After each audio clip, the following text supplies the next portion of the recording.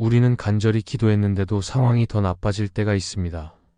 하나님께 맡겼다고 생각했는데 오히려 일이 어긋나고 마음이 흔들릴 때가 있습니다. 그럴 때 많은 사람들은 하나님이 자신을 외면하신 게 아닌가 하는 생각을 하기도 합니다. 그러나 하나님은 우리의 기도를 듣고도 아무 일도 하지 않으시는 분이 아닙니다. 오히려 그 침묵 속에서도 보이지 않는 곳에서 더 큰 일을 준비하고 계십니다. 우리가 기도했는데도 나쁜 일이 생긴 것처럼 보일 때 그것은 실패가 아니라 하나님의 계획이 다른 방향으로 움직이고 있다는 신호일 수 있습니다. 하나님은 우리의 시야보다 훨씬 넓은 시선으로 우리 인생을 보고 계십니다. 그래서 오늘은 분명히 기도했는데 나쁜 일이 생길 때 우리가 꼭 기억해야 할 하나님의 뜻에 대해 함께 나누려 합니다. 첫째, 하나님은 우리의 기도보다 더 큰 그림을 보고 계십니다. 우리는 기도할 때 대부분 눈앞의 문제 해결을 구합니다. 아픈 마음이 낫기를, 막힌 길이 열리기를, 원하는 일이 이루어지기를 간절히 바라며 하나님께 나아갑니다. 그러나 하나님은 우리의 기도에 단순히 응답하시는 분이 아니라 그 기도 속에서 더 큰 일을 이루어 가시는 분이십니다. 우리는 당장의 상황만 볼 수 있지만 하나님은 우리의 인생 전체를 보고 계십니다. 그래서 어떤 때는 우리가 이해할 수 없는 방식으로 응답하시고 때로는 전혀 예상치 못한 길로 인도하십니다. 그것은 하나님이 우리의 기도보다 더 크고 완전한 계획을 가지고 계시기 때문입니다. 요셉의 삶을 보면 이 진리를 분명히 알 수 있습니다. 그는 젊은 나이에 형들에게 미움을 받아 노예로 팔리고 억울한 누명으로 감옥에 갇혔습니다. 그가 간절히 기도했을 것입니다. 형들과의 관계가 회복되기를, 억울한 일이 풀리기를, 자유의 몸이 되기를 바라며 기도했을 것입니다. 그러나 하나님은 그 기도에 곧바로 응답하지 않으셨습니다. 오히려 더 깊은 고난의 길로 들어서게 하셨습니다. 하지만 나중에 요셉은 깨달았습니다. 하나님이 자신을 고난의 길로 이끄신 이유가 단지 한 사람의 고통이 아니라 수많은 사람을 살리기 위한 더 큰 계획이었음을. 요셉은 형들을 용서하며 말했습니다. 당신들은 나를 해하려 하였으나 하나님은 그것을 선으로 바꾸셨습니다. 하나님은 한 사람의 눈물 속에서도 민족의 구원을 준비하고 계셨습니다. 우리의 기도도 이와 같습니다. 우리는 지금의 상황을 바꿔달라고 하지만 하나님은 그 상황 속에서 우리를 바꾸고 계십니다. 때로는 우리가 구한 응답보다 응답을 기다리는 과정에서 더 큰 성장이 일어납니다. 하나님은 우리의 마음을 다듬으시고 믿음을 성숙하게 하시며 더 넓은 시야를 가지도록 이끄십니다. 그래서 기도의 응답이 늦어질 때 하나님이 일하고 계시지 않다고 생각하면 안 됩니다. 오히려 그때 하나님은 우리 인생의 큰 그림을 그리고 계십니다. 하나님은 우리가 바라는 지금보다 우리가 되어야 할 나중을 더 중요하게 여기십니다. 우리는 급하지만 하나님은 신중하시고 우리는 결과를 보지만 하나님은 과정을 보십니다. 하나님은 우리가 감당할 수 있을 때에 맞게 응답하시고 우리의 성숙에 맞게 길을 여십니다. 그래서 어떤 기도는 즉시 응답되지 않는 것입니다. 하나님은 우리의 단편적인 시야를 넘어 인생 전체를 아우르며 가장 선한 타이밍에 응답하십니다. 그분의 시간표는 느려 보이지만 가장 정확하고 완전합니다. 기도의 응답이 지연될 때 마음이 흔들릴 수 있습니다. 그러나 그 시간 속에서도 하나님은 분명히 일하고 계십니다. 하나님이 일하신다는 것은 반드시 우리가 원하는 방향으로 일이 흘러간다는 뜻이 아닙니다. 때로는 우리의 기대가 무너지고 계획이 어긋나는 순간이 하나님의 응답일 때가 있습니다. 그때는 우리가 기도한 것이 이루어지지 않은 것 같아도 사실 하나님은 더 큰 선을 위해 다른 길을 준비하고 계신 것입니다. 하나님은 우리의 기도보다 훨씬 깊은 차원에서 우리 인생을 다루십니다. 우리가 할 일은 그분의 계획을 신뢰하는 것입니다. 하나님의 시선은 우리의 고통을 모른 척하지 않지만 그 고통조차 사용하셔서 선을 이루십니다. 우리가 울며 기도하는 그 순간에도 하나님은 보이지 않는 곳에서 길을 만드십니다. 지금은 이해되지 않아도 시간이 지나면 하나님이 모든 일을 어떻게 맞추셨는지를 깨닫게 됩니다. 하나님은 우리의 기도에 귀를 기울이시지만 그 응답의 방식은 언제나 우리 생각보다 크고 완전합니다. 우리는 작은 조각 하나를 보며 판단하지만 하나님은 전체 그림을 보고 계십니다. 그래서 때로는 우리의 기도가 즉시 이루어지지 않는 것이 오히려 하나님의 사랑의 증거일 수 있습니다. 하나님은 우리의 인생을 더 깊고 넓게 사용하기 위해 잠시 기다리게 하시고 돌려보내시기도 합니다. 결국 우리가 해야 할 일은 이해가 아니라 신뢰입니다. 하나님은 우리의 기도를 잊지 않으십니다. 단지 그 기도를 더 큰 계획 안에서 완성시키고 계십니다. 그러므로 응답이 보이지 않아도 낙심하지 말아야 합니다. 하나님은 언제나 우리보다 앞서 계시며 우리가 보지 못하는 곳에서 선을 이루고 계십니다. 우리의 기도보다 더 큰 그림을 그리고 계신 그분을 믿고 기다릴 때 우리는 비로소 하나님의 응답이 얼마나 완전한지 깨닫게 될 것입니다. 둘째, 나쁜 일이 아니라 방향을 바꾸는 하나님의 신호일 수 있습니다. 우리는 종종 일이 잘 풀릴 때 그것이 하나님의 인도라고 생각하고, 반대로 상황이 어렵거나 예상치 못한 문제가 생기면 하나님이 외면하셨다고 느낍니다. 그러나 하나님은 때로 우리의 길을 막으시고 방향을 바꾸게 하심으로써 더 큰 선을 이루십니다. 그것은 우리가 실패했다고 보기보다는 잘못된 길로 계속 가지 않도록 멈추게 하시는 하나님의 사랑의 손길일 수 있습니다. 하나님은 우리의 시선보다 훨씬 앞을 보고 계시기 때문에 우리가 보기에 나쁜 일이 사실은 새로운 길로 나아가게 하는 신호일 때가 있습니다. 사도행전 16장을 보면 바울은 복음을 전하기 위해 여러 지역을 다니며 열심히 사역했습니다. 그는 아시아 지역에서 복음을 전하려고 했지만 성령께서 그 길을 막으셨습니다. 사람의 눈으로 보면 이해되지 않는 상황이었습니다. 복음을 전하는 것이 잘못된 일도 아니고 하나님이 기뻐하실 일인데 왜 막으셨을까 하는 의문이 생깁니다. 그러나 하나님은 그 막힘을 통해 새로운 길을 준비하고 계셨습니다. 결국 바울은 마게도냐 사람의 환상을 보고 복음의 방향을 유럽으로 바꾸게 됩니다. 그 길이 바로 복음이 전 세계로 퍼지는 결정적인 전환점이 되었습니다. 인간의 관점에서는 막힘이었지만 하나님의 계획 안에서는 그것이 새로운 시작이었습니다. 우리의 삶도 그렇습니다. 때로는 하나님이 문을 닫으시고 계획이 어긋나게 하실 때가 있습니다. 그때 우리는 불안하고 혼란스럽지만 하나님은 그 막힘을 통해 다른 문을 준비하고 계십니다. 우리가 가려던 길이 나쁘지 않더라도 하나님은 더 좋은 길을 예비하시기 때문에 방향을 바꾸게 하십니다. 그래서 나쁜 일이 일어난 것처럼 보여도 그 일이 하나님의 신호일 수 있다는 사실을 기억해야 합니다. 하나님은 우리의 길을 방해하기 위해 일하시는 분이 아니라 우리를 더 안전하고 복된 길로 인도하기 위해 일하십니다. 하나님이 우리 인생의 방향을 바꾸실 때 그 과정은 종종 아픔으로 다가옵니다. 익숙했던 자리에서 밀려나고 계획했던 일이 무너질 때 마음은 불안해집니다. 그러나 그 자리를 지나고 나면 우리는 깨닫게 됩니다. 하나님이 나를 멈추게 하신 이유가 실패가 아니라 보호였다는 것을. 하나님은 우리가 잘못된 길로 가서 더 큰 상처를 받지 않도록 때로는 강제로 방향을 바꾸게 하십니다. 그것은 단절이 아니라 회복의 시작이며 멈춤이 아니라 새 출발을 위한 준비입니다. 우리의 신앙이 성숙해질수록 우리는 막힌 길 속에서도 하나님의 손길을 볼 수 있어야 합니다. 하나님의 인도하심은 항상 순탄한 길로만 이어지지 않습니다. 때로는 길이 끊기고 예상치 못한 돌풍이 불 때도 있습니다. 그러나 그때 하나님은 우리의 시선을 다시 자신께로 돌리십니다. 우리가 스스로의 계획을 내려놓고 하나님의 뜻을 구할 때 그 막힌 길은 새로운 길로 열리게 됩니다.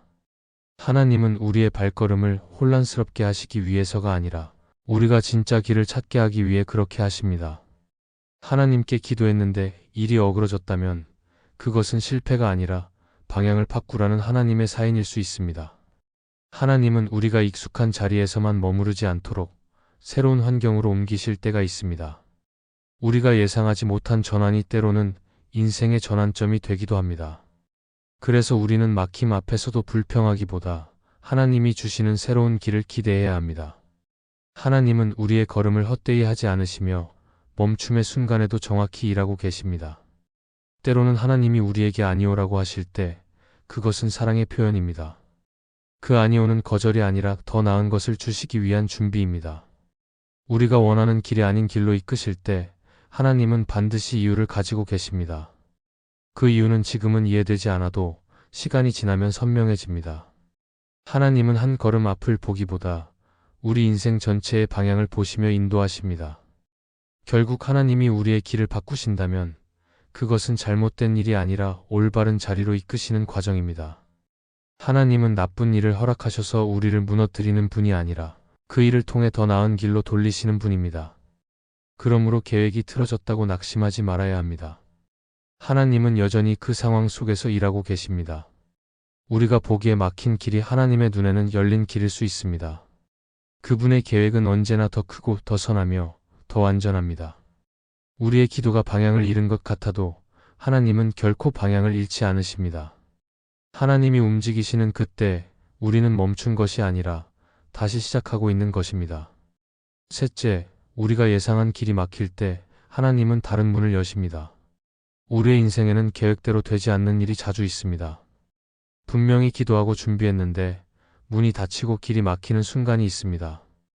그럴 때 우리는 낙심하며 이렇게 생각합니다. 하나님이 나의 기도를 듣지 않으셨다고. 그러나 하나님은 결코 우리를 외면하지 않으십니다. 오히려 그 막힘 속에서 더 좋은 문을 준비하고 계십니다. 하나님이 닫으신 문은 끝이 아니라 더 나은 길로 이끄는 시작일 때가 많습니다. 인간의 눈에는 실패처럼 보이지만 하나님의 시선에서는 그것이 새로운 계획의 출발점입니다.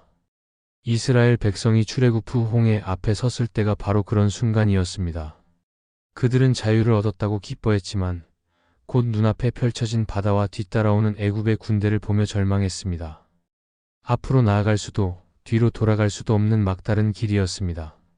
사람의 시선으로 보면 완전한 막힘이었지만 하나님은 그곳에서 새로운 문을 여셨습니다. 인간의 생각으로는 불가능한 바다가 갈라지고 백성들은 그 길을 걸어 건넜습니다. 하나님은 막힌 길을 기적으로 바꾸시며 그들에게 내가 너희의 길을 알고 있다는 사실을 보여주셨습니다.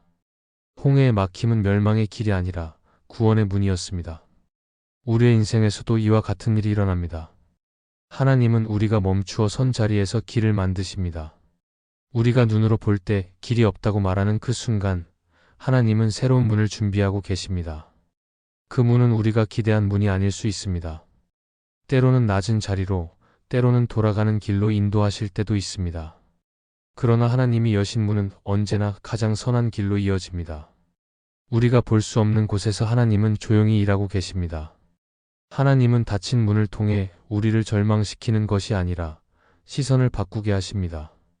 그분의 계획은 단 하나의 문이 아니라 우리가 상상할 수 없는 수많은 가능성을 품고 있습니다. 하나님은 우리의 계획이 무너지는 순간에 일하십니다. 우리가 붙잡았던 것을 내려놓을 때 그분은 새로운 문을 여십니다. 그래서 어떤 때는 문이 닫히는 것이 하나님의 응답입니다. 우리가 준비되지 않은 상태에서 문이 열리면 오히려 더 큰 상처를 받을 수 있기 때문입니다.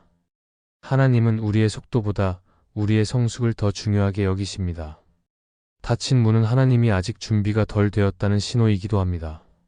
그분은 우리가 더 깊은 믿음으로 나아갈 때 그 믿음에 맞는 문을 여십니다. 때로는 우리가 보기에 완전히 막힌 상황이 하나님이 일하실 수 있는 가장 좋은 환경이 되기도 합니다. 하나님은 우리의 한계를 드러내시는 순간에 자신의 능력을 보여주십니다. 그래서 우리는 길이 막혔다고 낙심할 것이 아니라 그 막힘 속에서도 하나님이 여실 문을 기다려야 합니다. 하나님은 우리가 상상하지 못한 방식으로 길을 내십니다. 성경은 하나님을 광야에 길을 내시고 사막에 강을 만드시는 분이라고 말합니다. 인간의 계산으로는 불가능한 곳에 하나님은 길을 내십니다. 우리가 믿음으로 그분을 기다릴 때 하나님은 가장 완전한 타이밍에 그 문을 여십니다. 하나님이 여시는 문은 항상 우리의 유익을 위한 문입니다. 때로는 그 문이 작고 초라해 보여도 그 문을 통과하면 새로운 길이 시작됩니다. 하나님은 그 문을 통해 우리의 신앙을 자라게 하시고 우리의 시선을 다시 하나님께로 돌리십니다. 문이 닫혔다고 해서 끝난 것이 아닙니다. 오히려 그때가 하나님이 문을 새롭게 만드시는 시간일 수 있습니다. 우리는 그 문이 언제, 어떤 모습으로 열릴지 알 수 없지만 믿음의 사람은 하나님이 열어주신다는 사실을 알고 기다립니다. 닫힌 문 앞에서 중요한 것은 서두르지 않는 것입니다. 하나님이 열어주시기 전에 우리가 억지로 밀고 들어가면 오히려 그 문이 상처가 될 수 있습니다. 그러나 기다림 속에서 하나님이 여시는 문은 언제나 완전합니다. 하나님은 우리가 생각하는 시간보다 늦게 여실 수 있지만 결코 잘못된 때에 열지 않으십니다. 그분의 때는 항상 옳습니다. 결국 하나님은 닫힌 문 뒤에서 새로운 문을 준비하고 계십니다. 우리가 한쪽 문을 바라보며 낙심할 때 하나님은 이미 다른 문을 여는 중이십니다. 그래서 길이 막힐 때 우리는 멈추어 서서 하나님의 계획을 묵상해야 합니다. 하나님이 여시는 문은 인간의 계산과 다르지만 그 문은 언제나 생명의 길입니다. 우리가 하나님을 신뢰하며 기다릴 때 그분은 반드시 가장 선한 문을 열어주십니다. 하나님이 닫으신 문 앞에서 머무르지 말고 그분이 여실 문을 바라보는 믿음으로 나아가야 합니다. 그 길 끝에는 언제나 하나님의 손길이 기다리고 있습니다. 넷째, 나쁜 일이 생겼다고 해도 하나님은 여전히 선하십니다. 우리는 기도했는데도 나쁜 일이 생기면 마음이 혼란스러워집니다.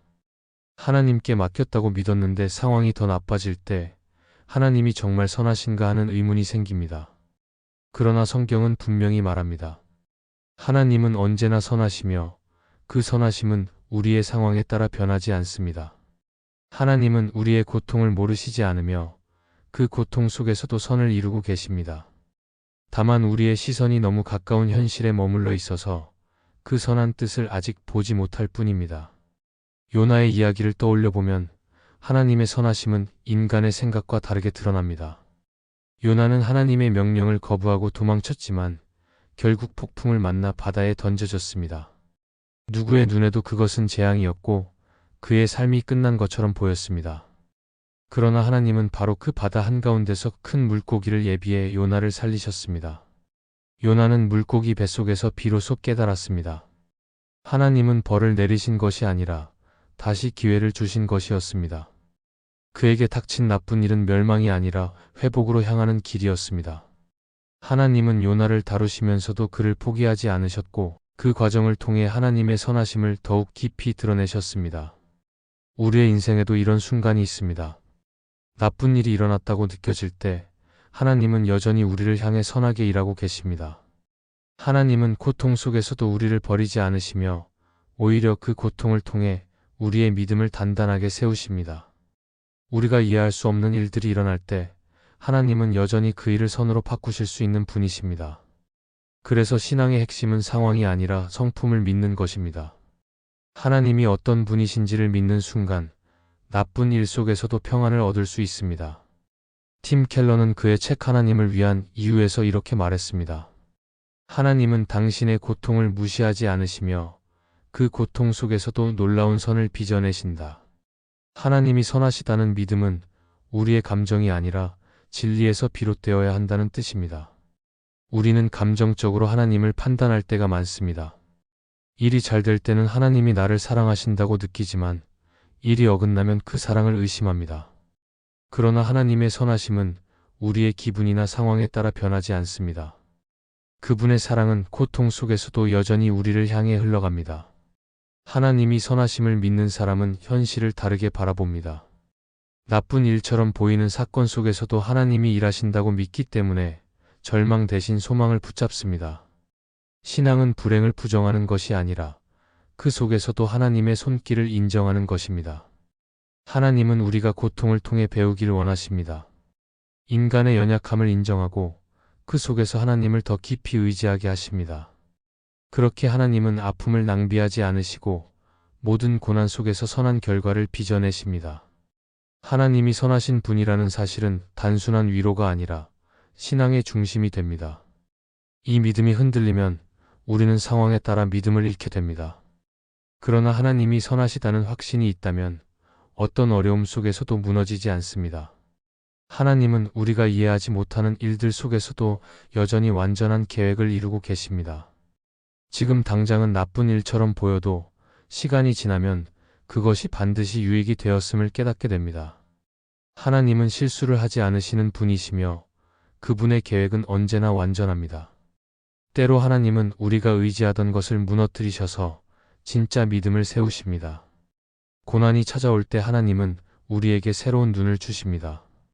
이전에는 보지 못했던 하나님의 손길을 깨닫게 하시고 세상의 기준이 아닌 믿음의 눈으로 상황을 바라보게 하십니다. 하나님은 우리가 편안할 때보다 흔들릴 때 더 가까이 계십니다.